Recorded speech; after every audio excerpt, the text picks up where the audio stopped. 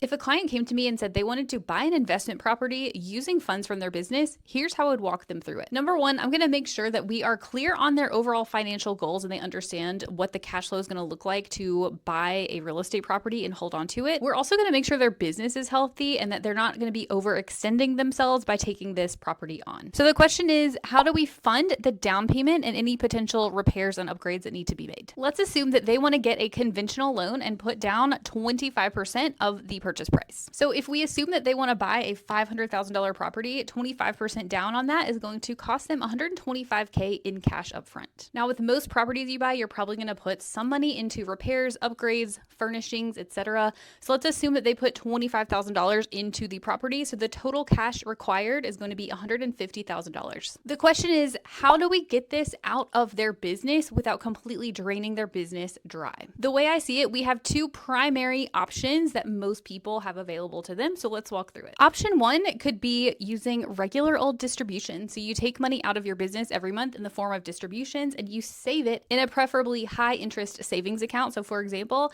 if you saved $10,000 a month for 15 months, you would get your $150,000 total cash needed. Now, there are a lot more fancier options, including getting investors, doing syndications, etc. But if you just want to do more of a plain old real estate purchase without involving a bunch of other people, your other option could be to use a line of credit. Now, the caveat is if you're going to draw down on a line of credit or any form of debt to fund the cash required to buy the property, there's a couple things we want to make sure of so that you're not overextending yourself. Number one is we want to have solid cash flow, preferably coming from the real estate. So the real estate should hopefully cash flow enough to pay down the line of credit payments. We want to have a very clear repayment plan so that you can make sure you're putting money back into your business.